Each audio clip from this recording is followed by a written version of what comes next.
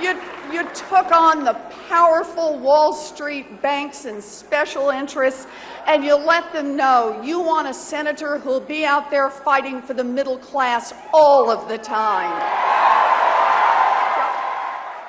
Senator Warren and I have authored the Digital Asset Anti-Money Laundering Act that represents a step in the right direction. Again, I think that this is a light touch. The first thing we did is we went to the American Bank Association and said, help us craft this.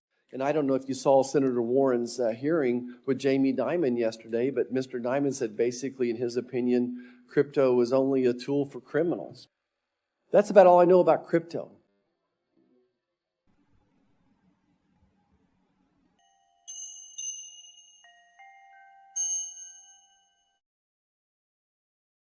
Hey everybody, it's Eddie from Tokyo. This is your cryptocurrency update from Japan. That was Elizabeth Warren, the senator from Massachusetts, 11 years ago. And then followed by Senator Roger Marshall just on December 7th. Both sides of the aisle are failing us. And Warren has especially lost her way. On this day, when Bitcoin liquidity has a large percent of the market in some serious double-digit gains, it's over 65,000. And I think we're going to experience another work week of very strong ETF sales that are outpacing the supply. We seem to have a supply shock even before the halving, so it's all very exciting.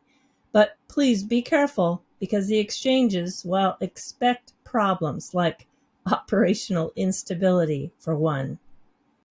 Even CoinGecko couldn't keep up with the website access with people checking prices. And speaking about liquidity, there is a new exchange that's handling the digital asset route. That would be HTX Global, formerly Huobi. They rank in the top 10 for spot volume. And I imagine they're going to be carving out some of that Bybit root USDT volume, which currently has 53% of the market share. I want to share with you a news piece that I found regarding John Deaton's campaign. He may be the underdog, but I think he's refining his message quite well. And don't forget, you can hear John. Even if you can't come to Australia, you can get the virtual pass for just about $129 US for the 2 days. And that's just coming up right around the corner on March 21st and 22nd. John Deaton is taking on Massachusetts Senator Elizabeth Warren. The Republican is new to politics and is making a return to Massachusetts to run for the seat. Deaton has been living in Rhode Island but recently moved back to Massachusetts to run for the seat. He attended law school in Boston and lived in Massachusetts for years. I have a deep connection to this state.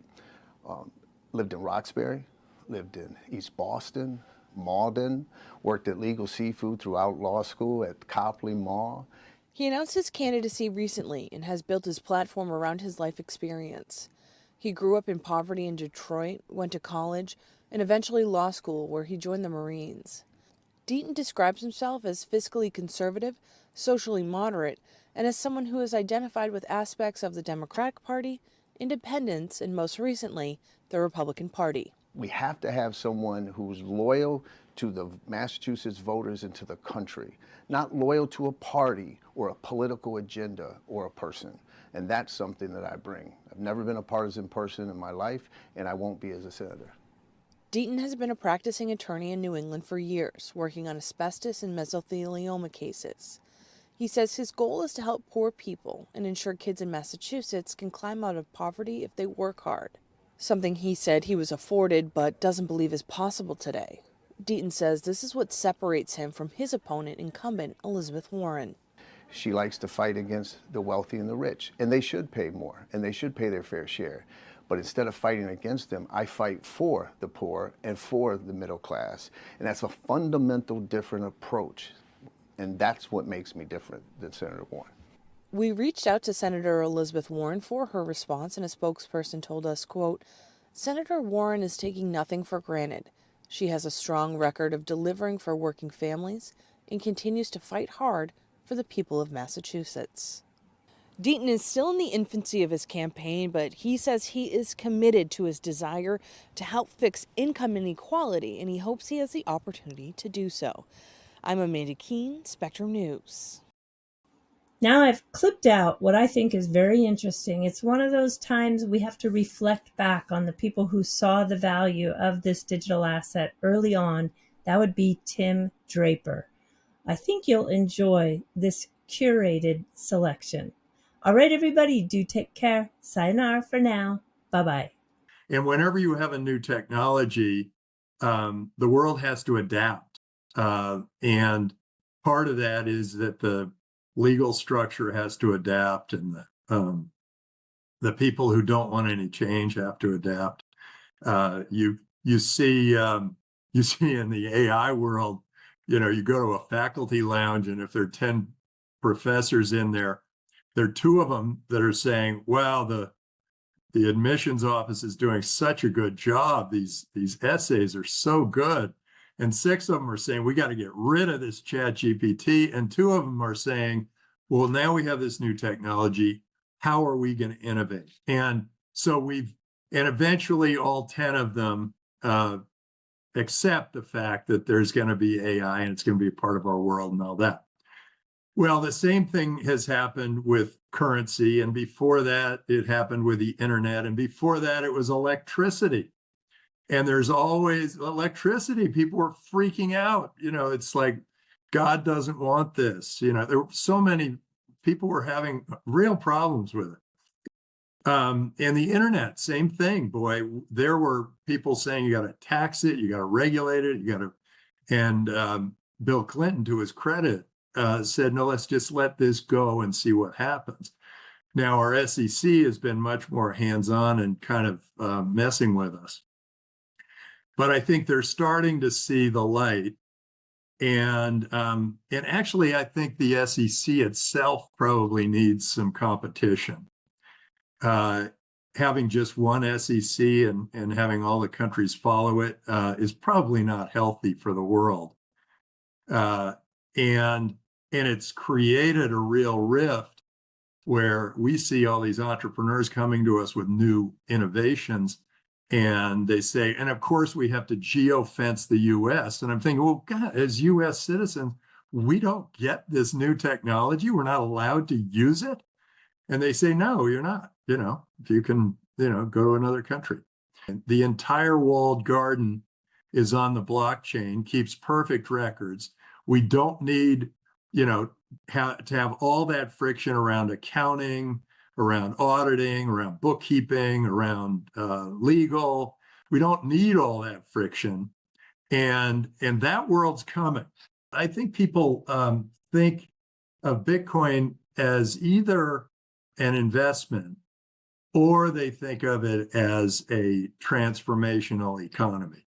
And I think the ones who think of it still as an investment are just kind of thinking, no, let's just hold it the way it is. But if you're thinking of it as a transformational economy, then you know it's going to go through all sorts of fits and starts, and you know that it's got to go through all sorts of turmoil, from politics to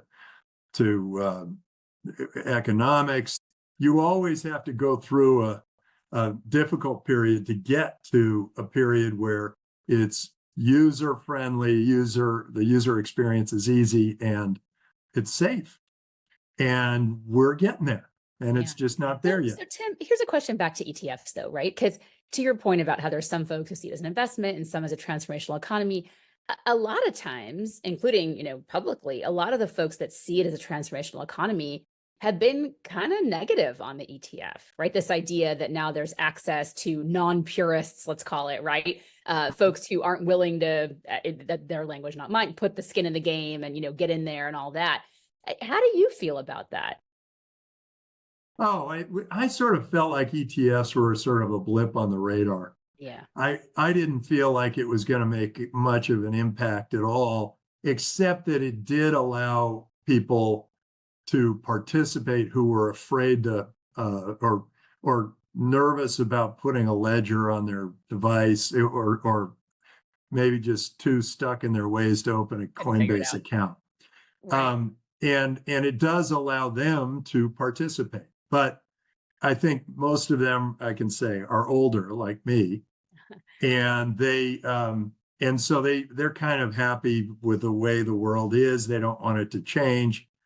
But if they have to be a part of it, sure, I can use an ETF because now I can do that through my Morgan Stanley account. I think it's, as time goes on, it gets to be a bigger and bigger and bigger chance that there's a run on the dollar.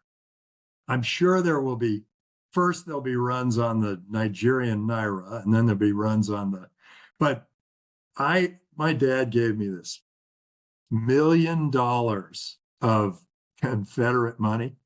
And I said, whoa, $1 million. What can I do with this? He goes, nothing. And I said, what do you mean? Well, it's worth nothing. And I thought, oh my gosh, after the war, nobody wanted Confederate dollars. The only thing anybody would take were Union dollars. And I think there will be a time when when the retailer who's already taking Bitcoin is going to say, no, we just take Bitcoin here.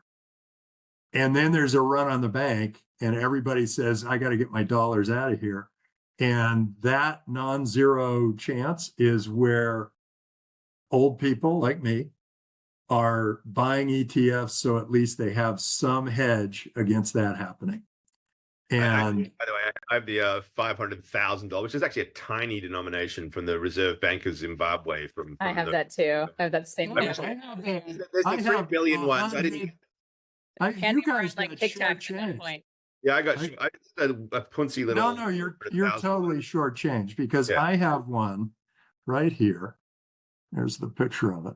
I don't know if you can see it. I can't quite see it, but yeah. It says 100 trillion. Oh God, yeah. dollar. Because you got the big one. I'm just sitting here like a little guy with my tiny. Yeah, I know, but You're not but optimistic here's enough, the real Michael. news. Be more optimistic. Here's the real news. Neither of them can be spent. That's right.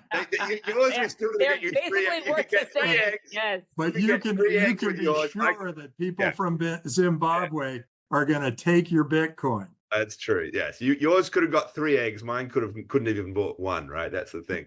To me, this is the thing that I worry about around the dollar. I've been worrying about it though for a long time, and I've been talking about this for some time. I do think that there is a point in which the world has to default to some form of depoliticized money. If we're gonna end up in well, it has to. Yeah, well, and ideally, from your lips, ideally my friend. there are multiple currencies that we accept so that they can compete with each other, so that they're accountable to the people. Yes, and gold still plays that role, but the idea that it was a digital form of some form, it doesn't mean the whole world is on Bitcoin per se, but like that this is recognized as something that stands as the sort of the base foundation for it all, particularly